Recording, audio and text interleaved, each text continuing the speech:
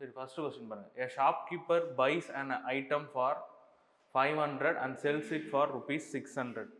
What is the profit percentage அப்படின்னு கேட்குறான். ஒரு வியாபாரி ஒரு பொருளை 500க்கு வாங்கி 600க்கு விற்கின்றார், லாப சதவீதம் என்ன அப்படின்னு சொல்லி. ஸோ நம்ம லாப சதவீதத்துக்கு ஃபார்முலா இப்போ தான் பார்த்தோம். Profit percentage equal to SP minus CP divided by CP into 100. So இந்த இடத்துல எஸ்பி வேல்யூ என்ன, சிபி வேல்யூ மட்டும் பாருங்கள். எஸ்பின்றது எந்த பொருளை வந்து எவ்வளோக்கு விற்கிறாருன்னு சொல்லி, செல்ஸ் இட் அட் 600, அப்போ 600 600ரூவாய்க்கு விற்கிறாரு. ஸோ சிபியோட வேல்யூ பார்த்தீங்கன்னா எவ்வளோக்கு வாங்கியிருக்காருன்னு சொன்னால் 500ரூவாய்க்கு வாங்கியிருக்காரு, 500. ஸோ அப்படியே சப்ஸ்டியூட் பண்ணுங்கள். 600 minus 500 divided by 500 into 100. 100 divided by 500 into 100.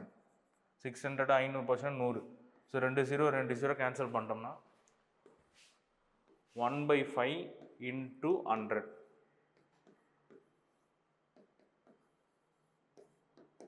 அப்போ ப்ராஃபிட் பர்சன்டேஜ் என்ன, 20%.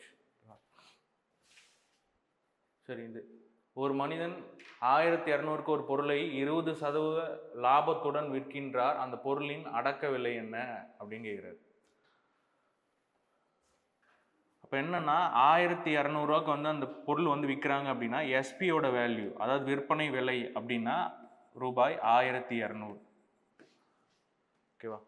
ஸோ இதோட பர்சன்டேஜ் வந்து என்னன்னா 20% லாபத்தில் விற்கிறாங்க இல்லையா, லாப சதவீதம் ப்ராஃபிட் பர்சன்டேஜ் பாருங்க. Profit percentage 20%.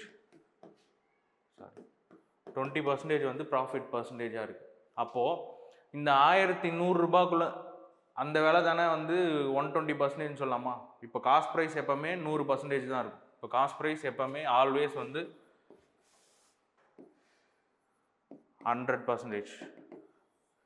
அப்போ எஸ்பின்றது காஸ்ட் ப்ரைஸ் கூட கெயினோ அப்படி லாஸோ அது வந்து பார்த்தீங்கன்னா இன்க்ரீஸ் ஆகுறதோ இல்லை டிக்ரீஸ் ஆகுறதோ அப்படின்றது பர்சன்டேஜ் இன்க்ரீஸ் ஆகும். ஆல்வேஸ் 100%னா 20% லாபம் அப்படின்னா எப்போ 120% சொல்லலாம். அந்த 120% என்ன, 1200 ரூபா. ஓகேவா? ஸோ அப்போது நம்ம இதுலேருந்து என்ன கேட்குறாங்க அப்படின்னா அடக்க விலை என்னன்னு சொல்கிறாங்க. நான் என்ன சொன்னேன், அடக்க விலை எப்போவுமே 100% இருக்கும். 120% வந்து 1200 ரூபான்னா 100% என்னவா இருக்கும், 1000 ரூபா இருக்குமா? ஸோ அப்போ அந்த பொருளோட அடக்க விலை வந்து 1000 ரூபா.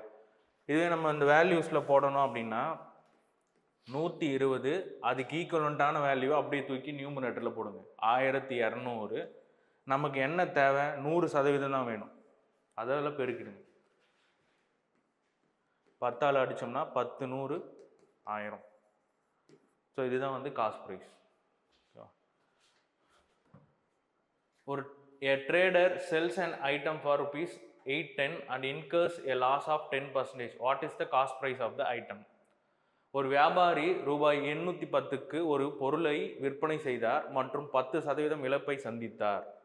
அந்த பொருளின் அடக்க விலை, இதுக்கு முந்தின கேள்வியில் பார்த்தீங்கன்னா ப்ராஃபிட் கேட்டிருந்தாங்க, இதில் வந்து லாஸில் கேட்டிருக்காங்க. ஸோ என்ன எவ்வளோ சதவீதம் லாஸ்ன்னு சொன்னால் 10%. நான் சொன்னேன் அடக்க விலை எப்பவுமே வந்து 100% இருக்கும். அந்த அடக்க விலையில தான் லாபமோ நஷ்டமோ நடக்கும் இல்லையா? ஸோ இங்கே வந்து நஷ்டம் அப்படின்னு சொன்னால் இப்போ என்ன ஆகும், செல்லிங் ப்ரைஸ் என்னவாகும், விற்பனை விலைன்றது 90% மாறும். அடக்க விலையில தான் லாபமோ இல்லை நஷ்டமோ நடக்கும். இப்போ இதில் நஷ்டம் நடக்குது அப்படின்னு சொன்னால் 100%த்தில் எவ்வளோ நஷ்டம் நடக்குன்னா 10%. அப்போ செல்லிங் ப்ரைஸ் என்னவா இருக்கும், 90% இருக்கும். செல்லிங் ப்ரைஸு அதோட வேல்யூ பார்த்தீங்கன்னா 810 ரூபாய்க்கு அந்த பொருளை விற்றுருக்காரு. அதனால 90%ன்றது 810 ரூபாய்க்கு ஈக்குவல். பாருங்க 810 அதுக்கு ஈக்குவலண்ட்டான பர்சன்டேஜ் வேல்யூ கீழே போட சொன்னேன். 90% இன்டூ நமக்கு தேவை அடக்க விலை, காஸ்ட் ப்ரைஸ் வந்து 100% தான் இருக்கும்னு சொல்லிட்டு. So into 100, 90 9. ஸோ 900ன்றது காஸ்ட் ப்ரைஸ்.